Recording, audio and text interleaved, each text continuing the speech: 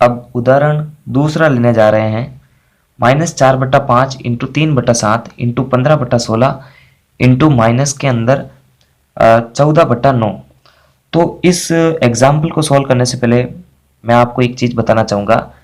जैसे 15 को 15 से इंटू करने में ज़्यादा समय लगता है या फिर 15 को 6 से इंटू करने में ज़्यादा समय लगता है, तो हम बता सकते हैं कि इसको इससे इंटू करने में 2 स्टेप सॉल्व करने पड़ेंगे, तो ज़्यादा समय लगेगा, इसमें कम लगेगा। तो अपने को यही जो है नियम का यूज करना है, यानी आपको जो है क्रम विनिमय का रूल्स का पालन करना है।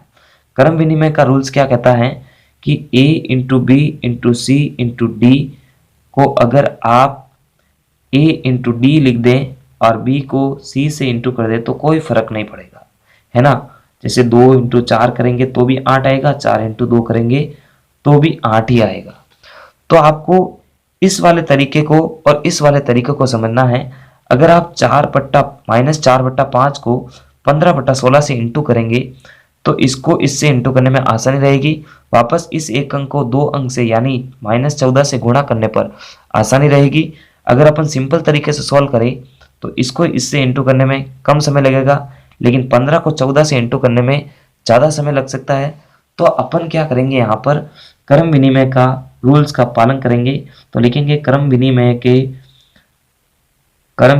के नियम से, तो यहाँ पर अपन क्रम चेंज कर देंगे, यानी -4/5 को इंटू करेंगे 15/16 से। क्यों करेंगे, ताकि 15 को 4 से इंटू करने में आसानी रहे।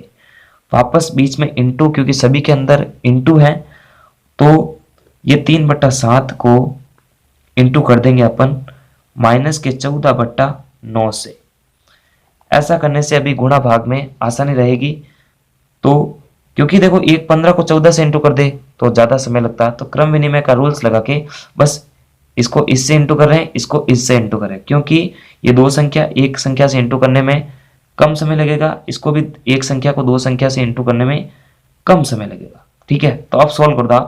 15 चौक 60, वो भी माइनस का, फिर 16 5 80, ये सोल्व हो गया। फिर देखो 34 42, वो भी माइनस के, और 9 7 63। अब देखो इनको काट के सॉल्व करके हल किया जा सकता है। जैसे 0 से 0 कैंसिल, 2 तियारी 6, 2 चौके 8।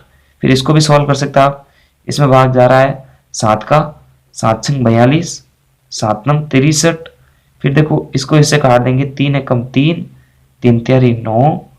फिर देखो इसको इससे काट देंगे, 3 एकम 3, 3 दूनी 6, 2 बट्टा ये देखो 2 और ये 4, क्योंकि देखो यहाँ पर 2 बचा है, यहाँ पर बचा 4, और देखो इसके आगे ये माइनस है, तो माइनस का 1/4।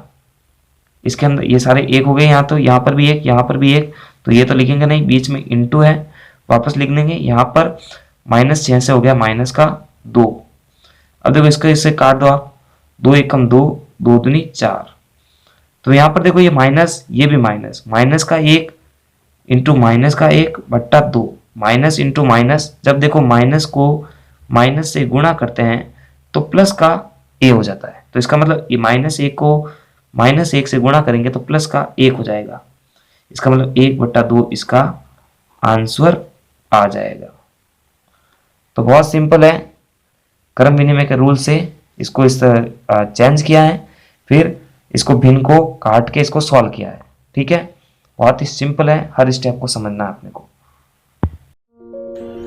आगे आने वाली वीडियो के लिए मैथ्स विद एमपी सर को सब्सक्राइब करें और बेल आइकन को प्रेस करें।